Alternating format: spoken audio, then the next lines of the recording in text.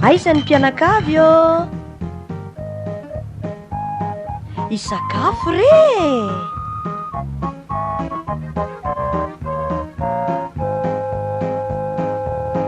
Sakafom-panahy. Anio iarahantsika ny mpitandrina RASOAMANANA Marie Therèse.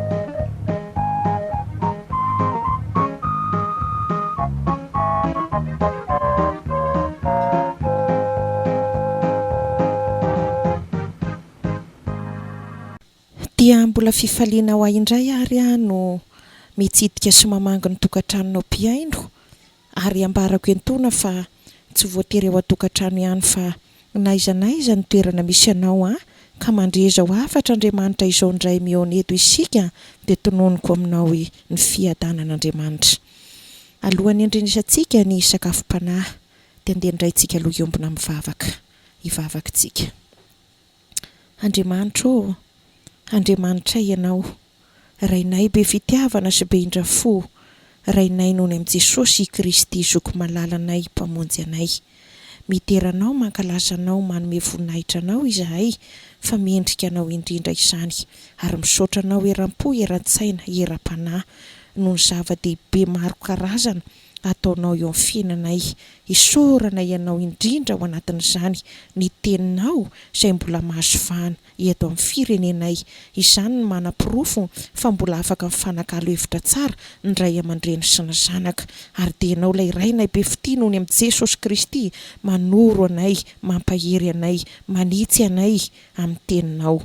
Dia misaotra indrindra, mangataka indrindra ankehitriny ny mpanomponao mba amenonao ny fanainao masina, ahafahako manambara tsara izay afatra avy aminao mpamonjy eo. Tsy efa ny fisainana ny herin'olombelona rea, fa ny teninao dia avy aminao.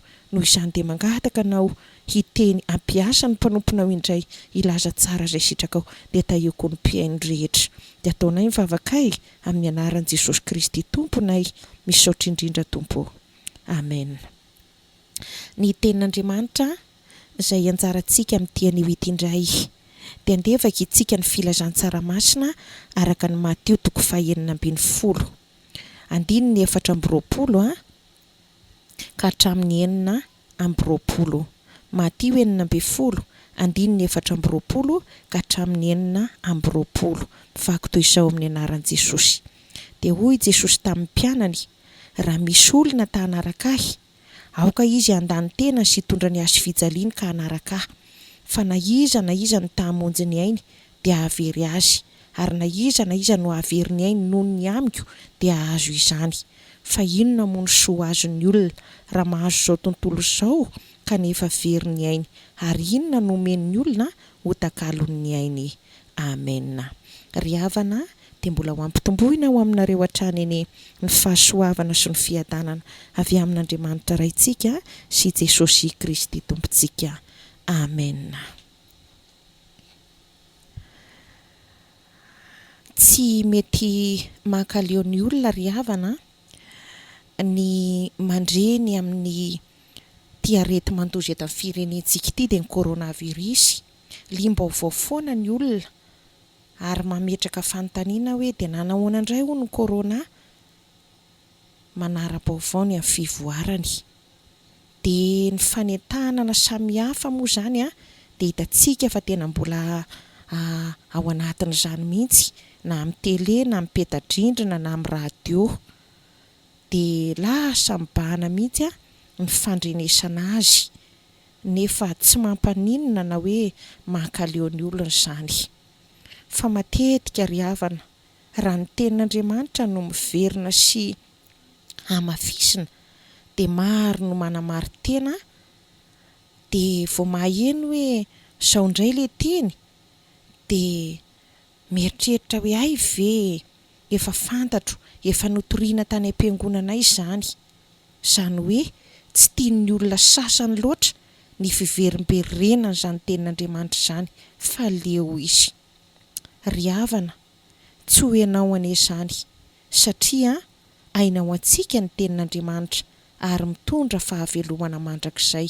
Izay ilay voalaza ao amin'ny Tesalonianina 1 vakitsika ny tenin'Andriamanitra.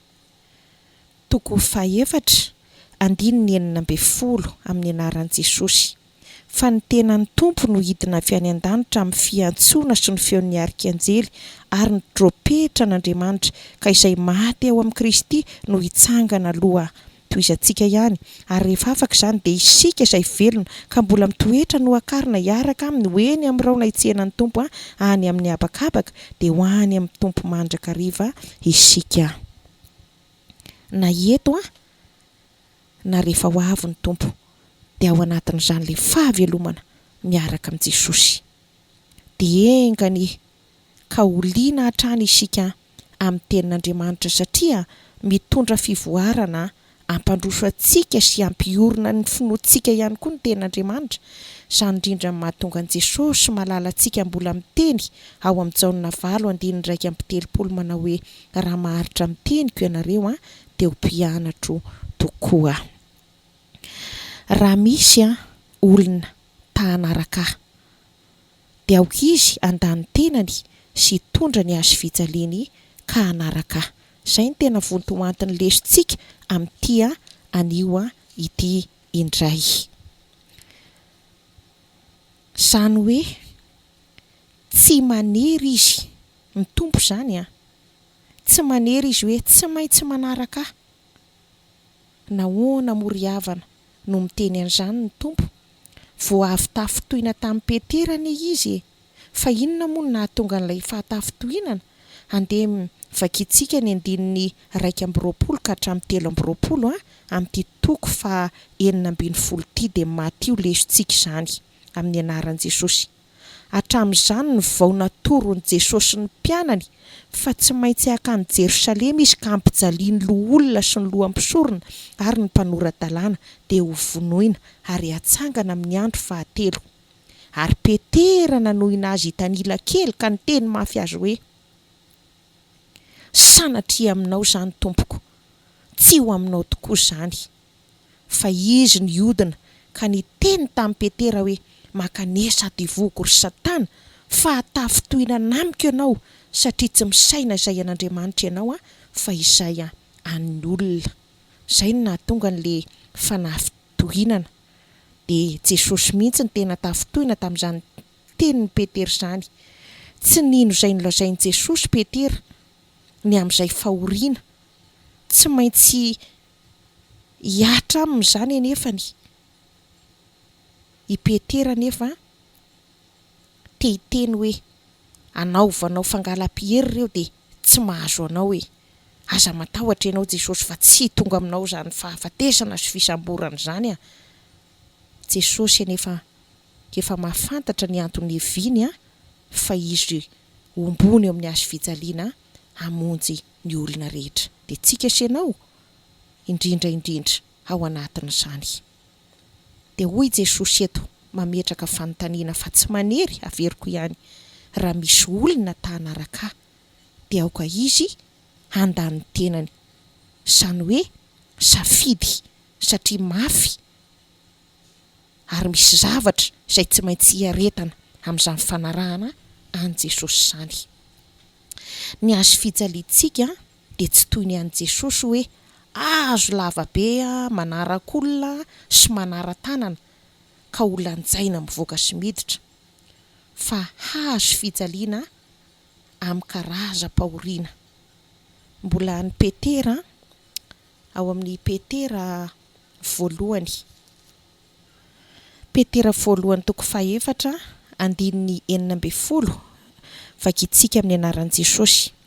Fa raha misy mijaly satria kristianina dia aoka tsy homenatra izy fa aoka ankalaza n'Andriamanitra amin'izany anarana izany. Jerentsika ilay hazo fijaliana fampahoriana avy eo. Fa azao aloha andiny tena kely alohantsika amin'ny teny voalaza ato amin'ny Petera ihany toko 4 dia ny 7 hoentintsika andinihan tena kely aloha izay dia avy eo tsika miverina amin'ny lesontsika ihany. Petera voalohany toko faha-efatra dia ny andininy fahatelo vakitsika amin'ny anaran'i Jesosy. Fa ampy izay ny andro lasa ho nanaovana ny fanaony jentilisa tamin'ny andehanana tamin'ny fijejojejoana sy ny fanirian-dratsy sy ny fimamoana sy ny filalaovan-dratsy sy ny fisotrotoaka ary ny fanompoan-tsampy izay fady indrindra. Ny Galatiana toko fahadimy andininy 4:20 koa dia mbola manamafy fa izay any Kristy Jesosy dia efa nanombo ny nofony sy ny faniriany sy ny filany tamin'ny hazo fijaliana. Ary Paoly dia mbola nanafatra amin'io Galatian'io ihany. Aoka tsy hoentinareo izy hanaraka ny nofony fahafahanareo. Tsy mety mantsiriavana. Raha sady mitondra ny hazo fijaliana izao tontolo izao isika no mitondra ny hazo fijaliana Jesosy Kristy. Dia andehantsika tsy hanaika asiana sioka izay tsy atonina antsika fa izay antonina antsika ihany dia ny manaraka an Jesosy Kristy. Miferintsika amilesontsika hoe raha misy ta-hanaraka dia aoka izy handà tenany sy hitondra ny hazo fijaliana ka hanaraka. Averiko ihany ny an Jesosy dia tena ny afara tamin'ny fanomboana azy tamin'ilay hazo be iny mihitsy ny fijaliany. Tapitra teo ambonin'iny hazo fijaliana ny antonana iny ny ainy-dehibeny. Ainy-dehibe ozy mantsy ianao satria izao efa nisy aina niala tsikelikely satria vao nisatroana satroka tsilo izy dia efa nisy rangy ny bohibohitra. Noho izany iarahantsika mahalala ihany hoe maty ranona noho ny fahaverezan-draha be loatra. Ohatra hoe olona miteraka ny efa henontsika amin'ny vaovao sy ny toy izany, mety fianakaviana taloha koa ary izany, dia hoe henontsika matetika ny hoe fahaverezan-draha be loatra na aksidant sy ny sisy. Dia Jesosy vao nisatroana tsilo dia tsy tsilo anankiray tsinona fa niodidina ny lohany dia inoantsika fa alaintsika sary an-tsaina hoe efa nisy raha very tao dia efa nisy niala ny hery. Tsy izany ihany fa ny kapoka natao amin'ny miaramila dia efa reraka koa ny aina tao anatin'izany. Efa niekely ny aina. Noho izany dia tamin'ny lalana andehanana ho any amin'ny toerana izay hanomboana azy teo amin'ny hazo fijaliana dia tsy zakany intsony ilay hazo noho ny fahakelezan'ny ainy ka dia olona nampitondraina an'izany mandra-pahatonga ny tany amin'ny toerana izay hanomboana azy. Ry havana, mbola misy sahanonta ihany ve? Sombony ihany izany tantara izany. Fa rehefa mamaky ny lalàn'ny hazo fijaliana Jesosy tsika dia raha fotsy mangoraka amin'izany dia tena fovery. Dia mampatsiaro fotsiny fa tsy ianao izany ho very izany fa tena malahelo tsika hoe izany nentin'ny tompo ary ny alahelo-tsika dia mahatonga antsika hifikitra aminy sy hanome voninahitra azy ary tena handà izay karaza faratsiana sy mibaiko ny devoly. Fijaliana tsiromatany ny nentin'ny tompo hamonjena antsika. Dia izany ilay hazo fijaliana be no lanjain'i Jesosy rehefa avy niaritra Yeso, faningavingana sy ny sisa tsy voatonona izay nampahirezako anao hoe rehefa mamaky ny tenin'Andriamanitra isika dia mahita an'izany. Fa ny antsika tsy azo be hita maso toy ilay voalaza teo fa izao fiainana andavanandro. Misy ohatra vitsivitsy reto samy hafa avokoa no anjaran'ny isa-tokantrano sy ny isa amban-tanolona. Ohatra vitsivitsy lazaiko anao. Ohatra, be mpiseho manko izy ity sady be mpitaraina. Nandao anao ny vadinao, navelany ho aminao rery ny adidy amin'ny ankizy, lasa nanarakolokafy izy. Eto aloha tsy voatery lehilahy ihany no mandao fa mety misy vehivavy ihany koa. Dia raiso tsara aloha ilay fanazavana. Dia hoy ny be mpiteny amin'ny olona sendran'izany, namelo teny izy fa navelany ato izay ny tena marina dia izao, lasa namono teny izy. Tsy hoe nitsambikina any anaty rano na ninana pozina, fa ohatra hoe ny zanakareo efa 20 taona.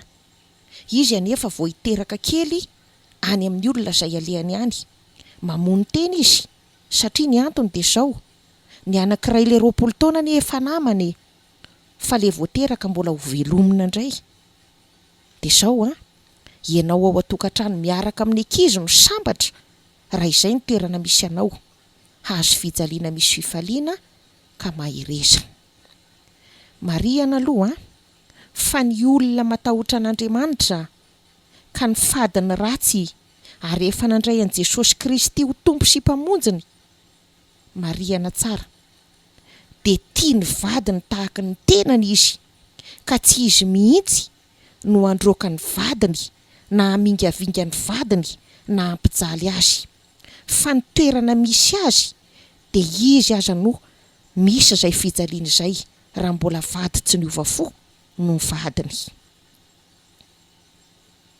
noho izany izy no nilozana fa tsy izy no nandao azonao ve ilay fanazavana zay le hoe ianao mipetraka tsara ny fahatahorana an'Andriamanitra fa milanja n'izany azo fijaliana izany satria ianao efa nandray an' Jesosy ho tompo sy mpamonjy dia miatra aminao ilay fijaliana fa tsy le mifanohatra amin'le teo fa misy tsinona tena hoe tramo dia tena indrindra tsika vehivavy ohatra hoe mitondra voka dia hoe ratsiana hono izany dia vonony ve tsy hanaovany an'le vadiny ataony fa soavana men'Andriamanitra anao ve dia hanaovanao abibiana ohatr' izany roainy devoly fa tsy marina izany dia samy mandray izay tandrifiny tsara ao anatin'izany misy rehefa raim-pianakaviana tsy manana an'Andriamanitra dia tonga ao atokantrano herintaona na 2 taona ny vadiny nefa ny ekeny teo ambony alitara dia inona ny zavatra misy ka io moa ny tsara tsy lany rehefa tonga eo aminao elaela dia ohatrany hoe misy mipoitra indray ry ary dia tena tokony hanana an' Jesosy mihitsy hanana fahatahorana an'Andriamanitra dia indraindray dia betsaka ny mieritreritra andana mandeha dia atosika miaraka amin'ny entana sy ny kibo ny zanak'olona misy ny vehivaviko ny tena mahavita an'izany tsy mampidibola tsisy toy izao dia maro ny raim-pianakaviana manjenjeny tsy hitan'izay ale satria nahoana voatosy dohalika samy mandray ny tandrifiny ndia tsika izay le resaka hoe ohatra azo fijaliana ao anatin'ny tokantrano anankiray fa misy tsy ohatr' izany indray fa toy izao indray ny azy na mpiana-janaka tena lany atao hoe tanketsa sisa tsy namidy satria ny antony dia izao fantatry ny ray aman-dreny hoe ny fianarana amin'izao tokony hianatra ny ankizy dia amin'izay mba lasa lavitra kokoa fa tena mafy be sy ny sisa irahantsika malaly satria mety hoe kely sisa ny tanimbary velomana noho ny amaroany zanaka dia eo ny mba hoe ny kirizana nandena mpianatra rehefa nianatra ny ankizy nampianarina tamin'ny tenin'Andriamanitra ary tena ny aina tao anatin'izany dia tena niezaka nianatra ny ray aman-dreny koa niezaka nampita azy tonga amin'ny fotoana tafita fianarana somatsara rehefa tafita somatsara mba mieritreritra amin'izay fa ahazo asa somatsara amin'izay inona nefa ny zavatra mitranga ao anatin'izany raha tsy mbola mandoha vola indray vokatry ny kolokolo maro samihafa misy izany ry havana raha tsy mbola mandoha vola zao indray tsy tafiditra amin'ity na dia tena ao anatin'ny asa hoe tena mety amin'ny ara-le asa noho ny vokatra ny fianarana sy ny fikirizana izay nataony tena niafy indray aman-dreny ary niaritra koa izy tao anatin'izany hoe fianarana izany ilay tanora kanefa ny tonga ny fetra farany hoe mba tokony hiasana amin'izay dia izany ny zavatra misy hoe raha tsy mandoha vola ohatr'izao tsy tafiditra amin'ity asa tokony izy ity tsy misy le vola ary koa tsy tehanao kolokolo satria matahotra an'Andriamanitra miverina any ambanivohitra indray ry havana malalo tena izany ny mahatonga fahoriana maro ary jereo tsara fa izany no mahatonga ny hoe tena mivesatra fahasairanana le fianakaviana kely satria ny vola lanina ampianarana tsy tonga teo amin'izay tanjona akory satria mbola vokatry ny hoe kolokolo indray ary tena betsaka ny tena fian'ny fahoriana noho ny ataon'ny hafa dia raha izany ve ny zavatra misy amin'le fianakaviana kely anankiray na tokantrano anankiray ohatra dia noho ny fahotana ve ny mampahantra azy tsy tompoko tsy fa misy mihitsy hoe vokatry ny fiainan'ny hafa ny etraketraka izao fiainana izao mihitsy amin'ny saina samihafa amin'ny olona mpiarabelona noho ny fitiavam-bola sy ny fitiava-kolikoly, ny fitiava-tena ka dia mahatonga izany rehetra izany. Raha izay ny toerana misy anao mahereza azo fijaliana miaraka amin'i Jesosy, raha mbola isiko ny farany tsy ho foana ny fanantenanareo mianakavy kely mahereza foana. Vesatra maro samihafa karazana mihitsy ry havana no mety mipoitra fa tsy voatanisa eto daholo. Endriky ny azo fijaliana ireny, fa izao no lazaiko aminao misy fahasambarana ny miaina ao anatin'izany rehefa mifikitra sy miaraka amin'i Jesosy foana. Jereo ampatsahiviko kely anao. Endriky ny azo fijaliana mesaka sy medraka ry Abednego ny lafaoro izay nandetehana azy ireo, fa nisy fifaliana izy tao anatin'izany. Endriky ny azo fijaliana Daniel nanipazana azy tao andavaky ny liona, fa nisy fifaliana izy tao anatin'izany.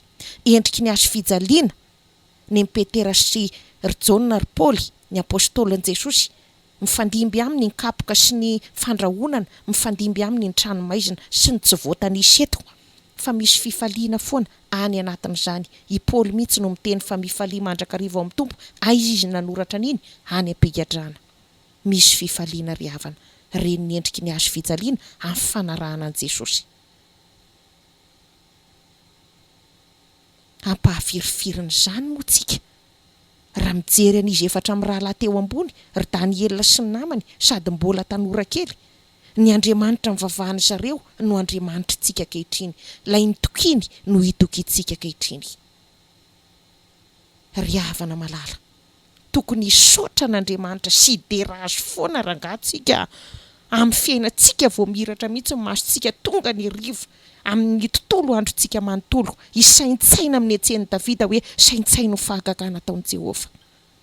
Amin'izao itenenantsika izao, tena misy miaritra fahoriana mafy no io anao io any ambadika any. Izao ny tenin'i Jesosy ao amin'ny Matio 2:7-20. Entony zio ka mianara amiko, fa malemy fanahy sady tsy miavina-po dia ahita fitsarana ho an'ny fanahinareo ianareo.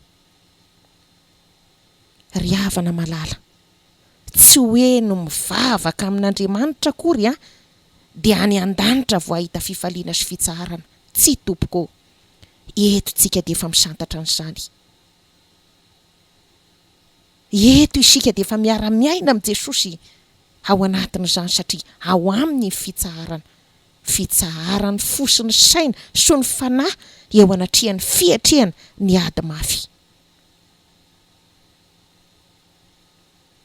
Ny azo fijaliana manaraka ihany koa dia ny fanenjehana sy ny fankahalana. Fankahalana tsy ahoana miarahaba olona ianao, mety misy tsy mamaly akory satria fantany fa mivavaka ianao. Dia inona ny mahagaga anao amin'izany? Fa nga tsy efa nentin'ny tompontsika izany? Ary ninona karazana fanaratsiana rehefa ny tenin'Andriamanitra no mibahana dia tsisy toerana ho an'ny resa-poana ry havana. Dia tsaroko eto ilay nahazo an'i Saoly tamin'izy mbola mpanjaka. Jerentsika vetivety angelo izay tenin'Andriamanitra izay Samuel voalohany 10 dia ny 7 amin'ny anaran'i Jesosy.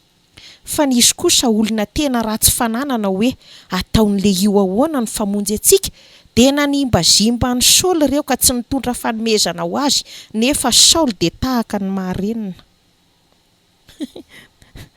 Dia tena mampiomehy izany nataon'Andriamanitra ohatry ny maharenina be fotsiny izy, tsy aheno an'izay fanazimbazimbana sy izay zavatra misy isan-karazany ihany. Dia toy izany koa tandremo sao dia mifanohatra amin'izany hoe ny tenin'olona ny tena mibahana ao anatin'ny sainao, fa ny tenin'Andriamanitra mivoaka. Ninona ry havana, zavatra miseho sy misy mifikitra ao amin'ny tompontsika fa ao ny aina ao antsika. Ninona rendrarendra eto amin'izao tontolo izao, ny zava-dehibe nge dia ny aina.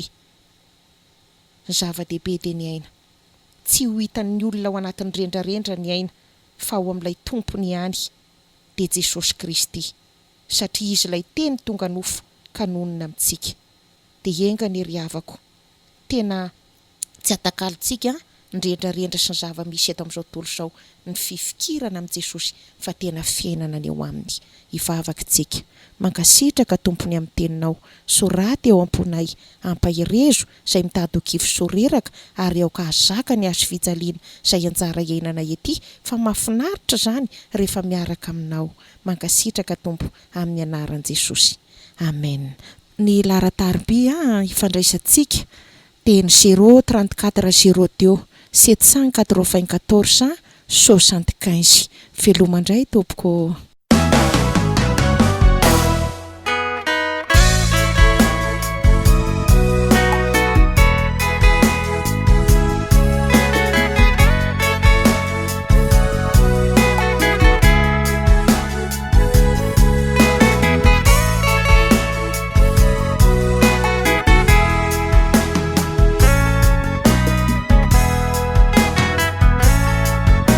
Anao dia manatsafidy amizay mahafaly asy anao, nefa isika tsy afa-mandidy fa ny tompo mahalala ny atao, satria goaza homen'ny avoko zay hevery hoe mahazo, nefa izy no aokandatra zay finidiny akako avoko.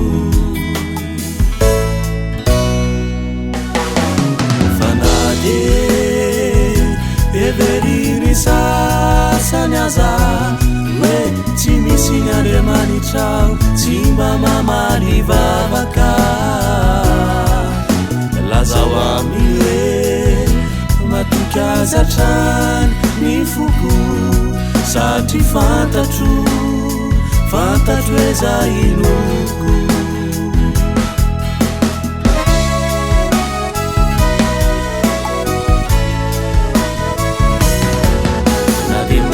Manentsika anao manarapy manesy aniko, ny sasany aza atao efa miandry, kendry tohina zay mety avo, dia moly toetra ihany hoe ny foko, satria fantatro izay inoko.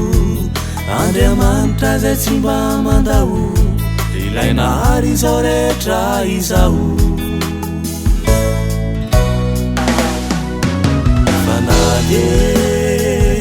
Hevery sasany aza hoe tsy misy ny Andriamanitrao, tsy mba mamaly vavaka. Lazao aminy hoe matoky azy hatrany ny foko, satria fantatro hoe zay inoko.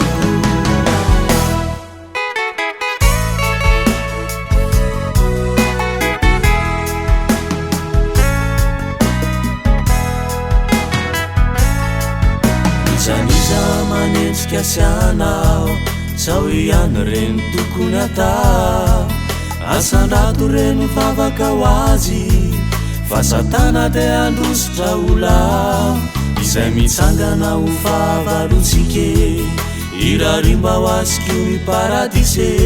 Jesosy tompo zay nanafaka sy anao, no anova azy olombaova.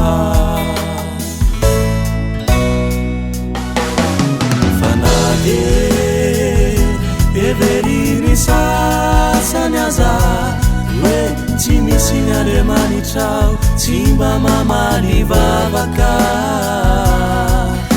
Lazao aminy hoe matoky azy hatrany ny foko, satria fantatro hoe zay inoko.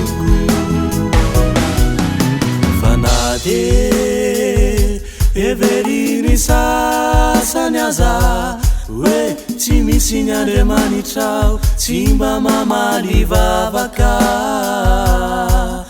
Lazao aminy hoe matoky azy hatrany ny foko, satria fantatro hoe zay inoko.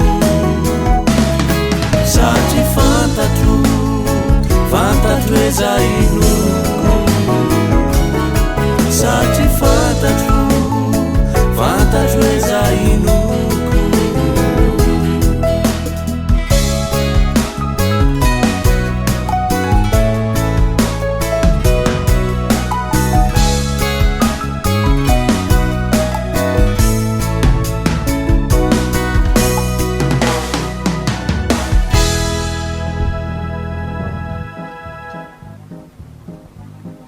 nareo teo?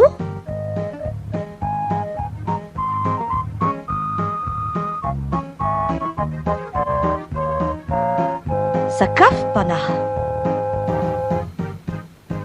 Androany niarantsika tamin'ny mpitandrina Rasoamanana Marie Therèse avy ao amin'ny FKPMV Jerusalema Fiderana Ambohijatovo Ambohitandrano.